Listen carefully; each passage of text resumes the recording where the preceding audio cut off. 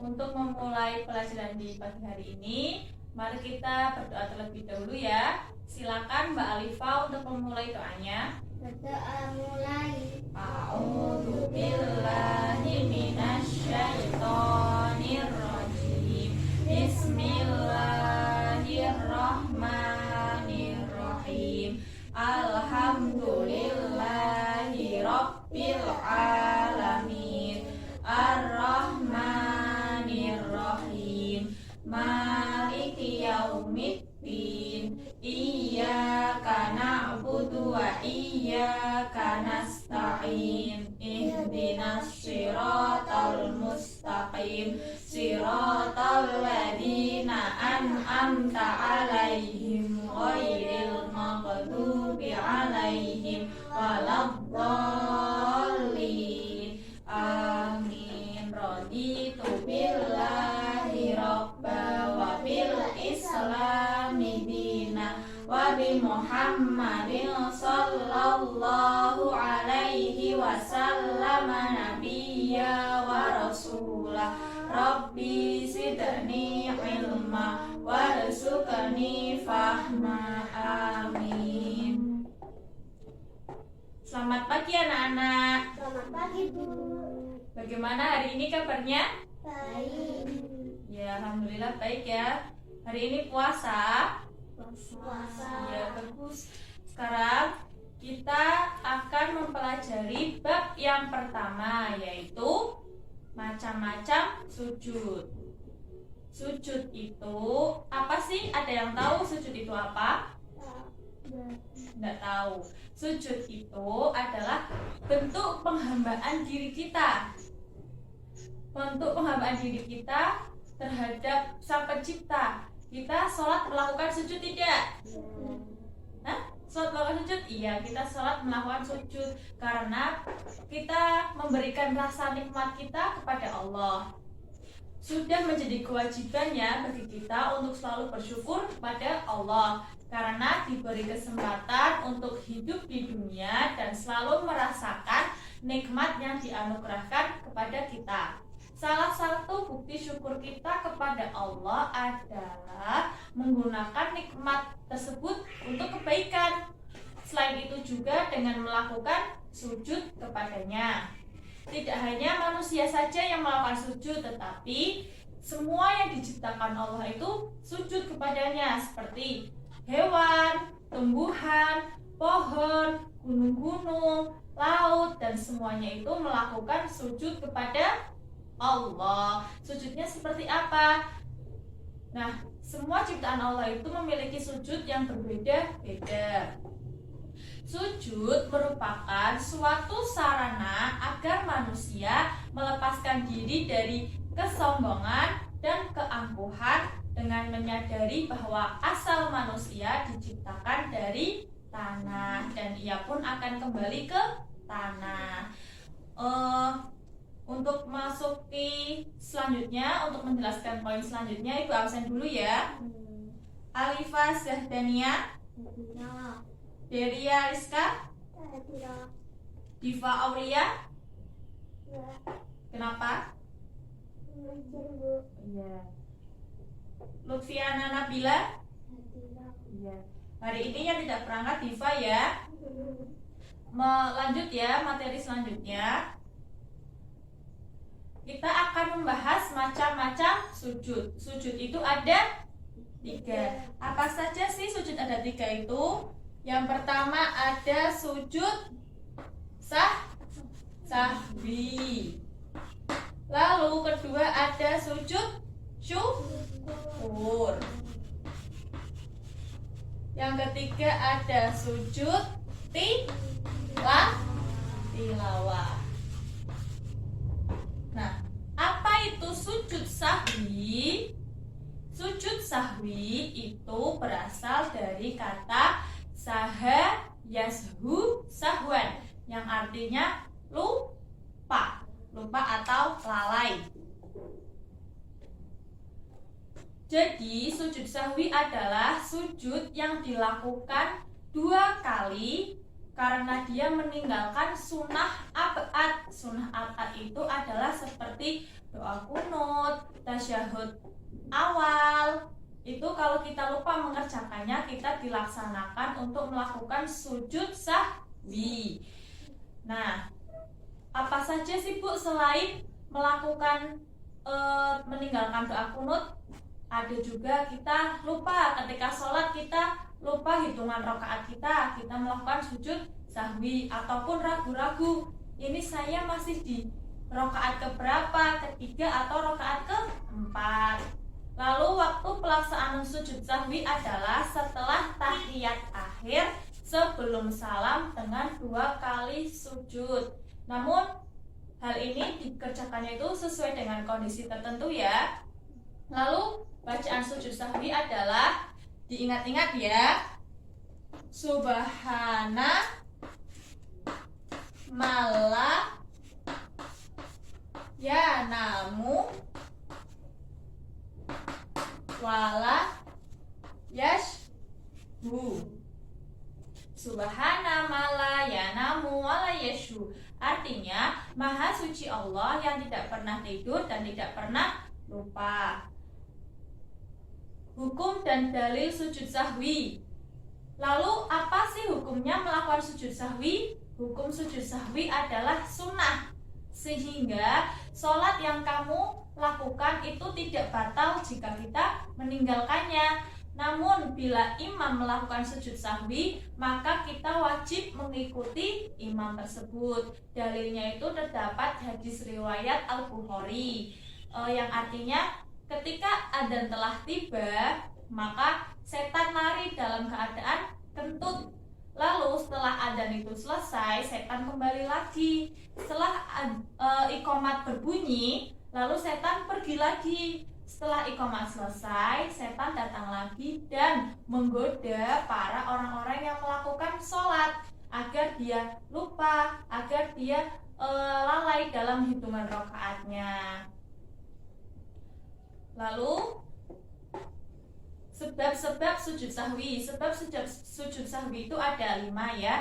Yang pertama yaitu meninggalkan sunnah ab'ad. Tadi apa? Yaitu sunnah yang apabila tertinggal maka dilakukan sujud sahwi. Sedangkan sunnah hayat itu tidak perlu. Lalu yang kedua adalah ragu-ragu dalam hal meninggalkan sunnah ab'ad. Contohnya, karena kita biasa menggunakan doa kunut ketika sholat subuh, maka kita ragu ketika akan meninggalkan doa kunut. Lalu yang ketiga, mengerjakan sesuatu yang membatalkan jika dikerjakan dengan sengaja dan tidak membatalkan jika lupa.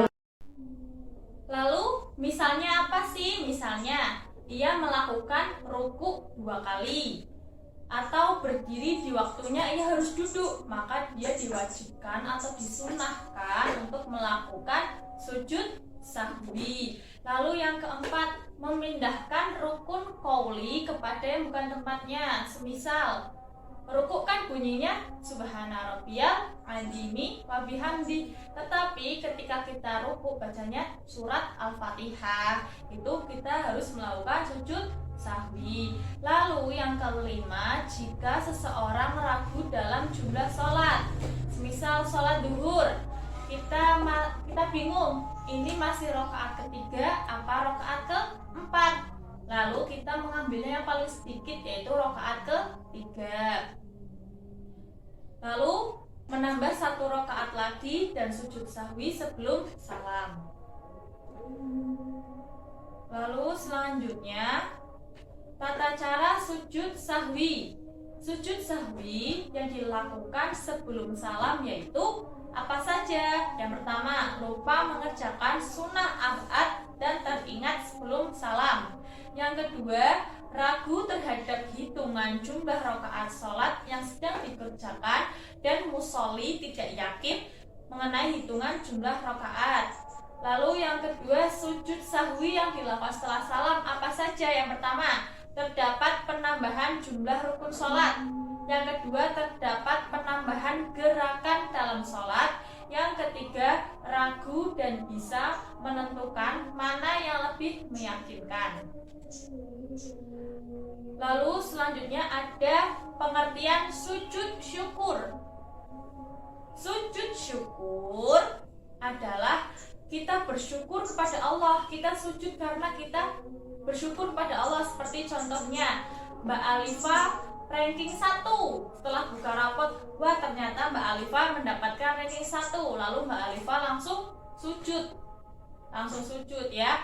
Lalu Mbak Alifa sujudnya itu bunyinya sajada wajhiya lillahi khalaqahu wa syaqqa sam'uhu wa basarahu bihaulihi wa quwwatihi fatabarakallahu ahsanul khaliqin. Jadi sujud syukur itu adalah sujud yang dilakukan karena mendapat nikmat atau karena kita terhindar dari bahaya. Semisal lagi contoh, kita terhindar dari bahaya musibah banjir, lalu kita sujud syukur. Lalu yang kedua ada syarat sujud syukur. Ketika kita melakukan sujud syukur, kita harus mempunyai 1. Suci dari hadas dan najis, baik badan, pikiran maupun tempat. Semisal kita mau penerimaan rapot, lalu kita kok dalam keadaan tidak suci, dihindari ya untuk melakukan sujud syukur. Lalu yang kedua harus menghadap kiblat seperti kita melakukan sholat. Lalu yang ketiga yaitu menutup aurat. Lalu ada rukun sujud syukur.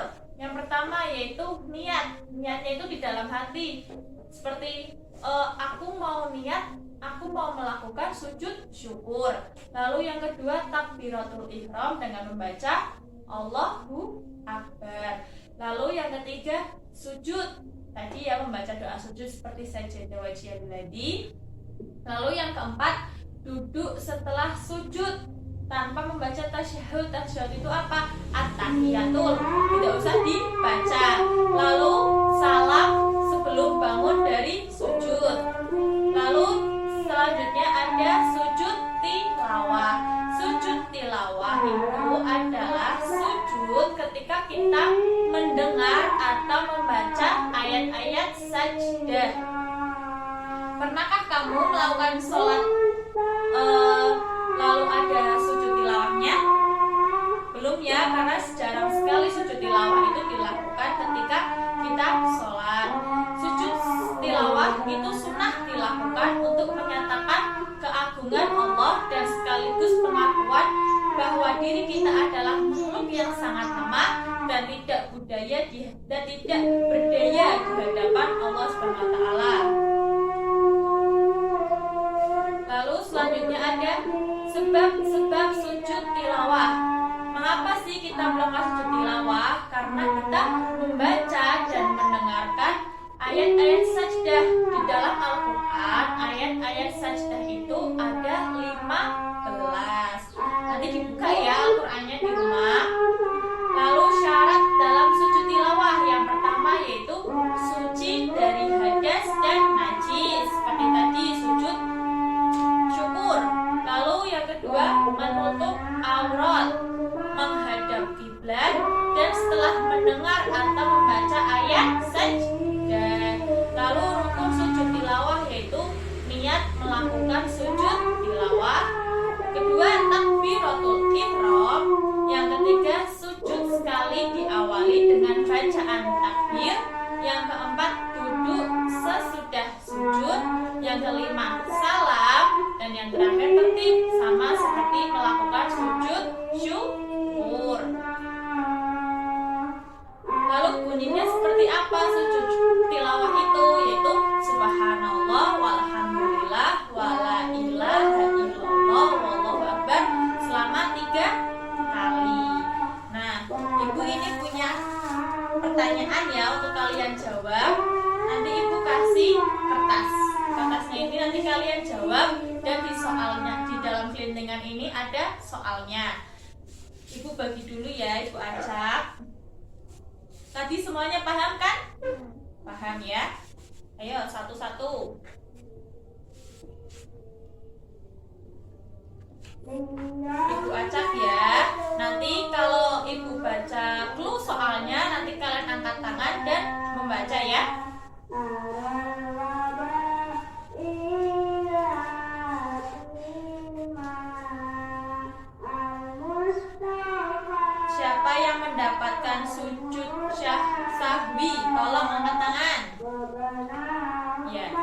Deria, bunyinya sujud sahwi tolong dibacakan.